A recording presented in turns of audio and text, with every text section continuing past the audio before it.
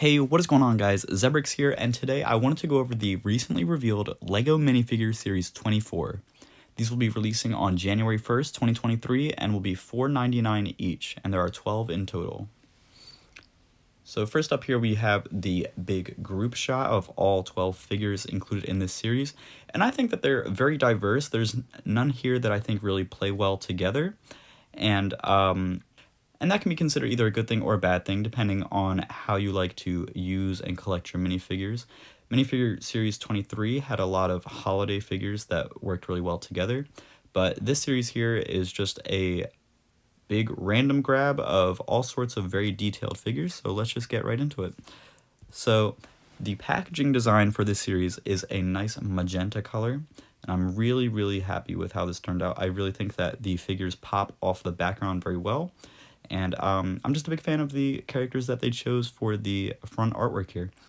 So first up we have the Space Warrior here, who is a mostly sand green figure, but then also has a little bit of lime green and some pink in there too. I think that this figure looks absolutely incredible. I love how far the printing detailing goes to the edges of the arms and legs here. And he has a very unique looking design for a gun, blaster, whatever you want to call it.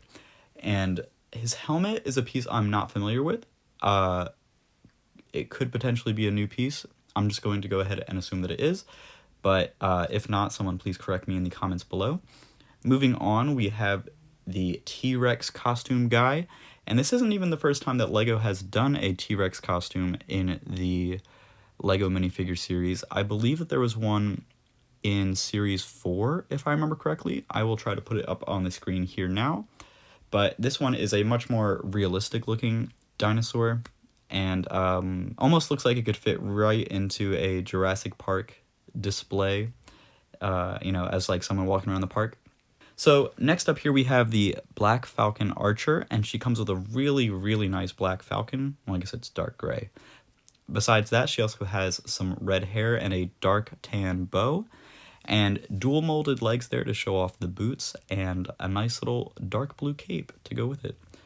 So here we have the Potter minifigure, and she comes with a pottery spinning wheel and a clay bowl and a clay chalice. And those both look really nice there, and I love the way that her hands are the same color.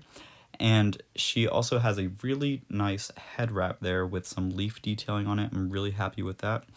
And I just also love the tools that she has in her pockets on the apron there. I think this figure is just absolutely excellent. I don't think it'll be too hard to find with some of the pieces that are included as accessories, so be on the lookout for that one for sure. Here we have an Orc Warrior, and the shield that he has there reminds me a lot of the one that they used to use back in the Castle Fantasy era.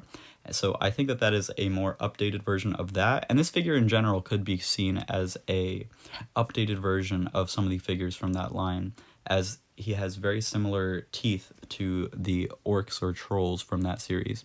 He also comes with a torn red cape and a pretty nice little hair piece there, I guess that would be. And just some really nice detailing we can see there on the legs, and he even has some arm printing, though it's a little hard to see behind the sword. But overall, I think this figure is pretty great, and shouldn't be too hard to find again with some of the larger accessory pieces. This figure here is absolutely incredible. This is the Brown Spaceman, which is the first time we're ever getting that color. And he also comes with a little walkie-talkie or monitor of some sort. Could be a baby monitor for his baby spaceman that he has, which is the first time we're ever seeing a baby spaceman. I'm super pumped to get my hands on this figure because he will look so nice alongside that 90th anniversary classic space set. Here we have a female soccer referee, or football, depending on where you're from, and she comes with both a yellow card and a red card, and I think that this figure looks very nice. The one problem I might have with it is the fact that there's a lot of yellow going on here. Having the torso, face, hands, lower arms, yellow card, and all that stuff. Mind you, they are different shades of yellow, but it's just a lot of yellow going on here. But overall, I think that the figure is very nice. It'll be great to get that soccer ball piece.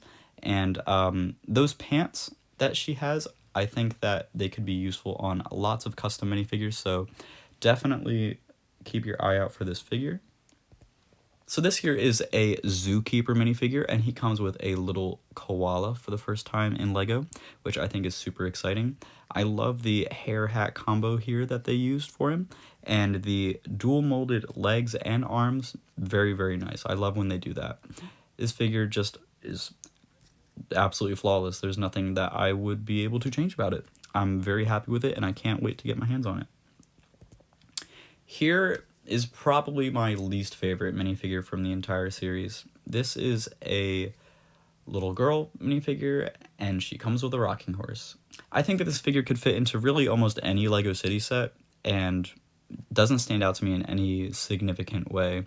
But this rocking horse piece is very nice. I'm very happy with the way that that looks, and hopefully that'll be used again, but we'll have to see about that. Here is probably my favorite figure from the entire series. This is the Newspaper Boy, and he comes with a slingshot, a newspaper that says extra, and then a newspaper carrying bag, and I just think that this figure is great. He reminds me a lot of a Newsie from the musical Newsies, which I was a part of before.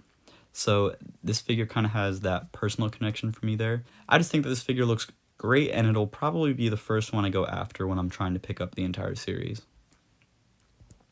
This figure here is a French lady with a wide skirt and very fancy hairpiece. She also comes with a powdered makeup face and a little white dog. This figure I'm a little indifferent on. I'll definitely still be picking it up, but it's not really for me. And here we have another one of my favorites from this collection. This is the Carrot Suit Man, and he has a little sign there that says Farmer's Market. I think this figure would pair really well with that grocery store set that came out for LEGO City earlier this year. So if you have that, I would definitely recommend picking up this figure. And it also looks like under his carrot, he has potentially overalls of some sort. It's kind of hard to tell here, but I do know that he comes with an extra orange hairpiece. The one thing that I'm a little upset about with this figure is that unfortunately that leafy detailing at the top there appears to be dual molded or somehow otherwise attached. It does not appear to be removable, which I was really hoping it would be, because I think that that would be an excellent, little foliage piece that could be thrown in all sorts of situations. But here it looks like it is just attached to the carrot body, so unfortunately there will be no way to remove it. So here we have the back of the packaging. Nothing super exciting, just another look at that nice magenta color. So here's a group shot of all the figures included in LEGO Minifigure Series 24. I'm pretty happy with this series, honestly, and I'm definitely looking forward to picking them up. Let me know your thoughts in the comments below. I'll definitely be reading them, and be sure to share this video online with someone that may be interested in learning more about this LEGO Minifigure series. And I want to wish you all a very happy Thanksgiving. I'm very thankful for all of you that watch these videos, and I'm very excited for what is coming next year. So stay tuned, make sure you subscribe if you haven't already, and I'll catch you in the next one. See ya!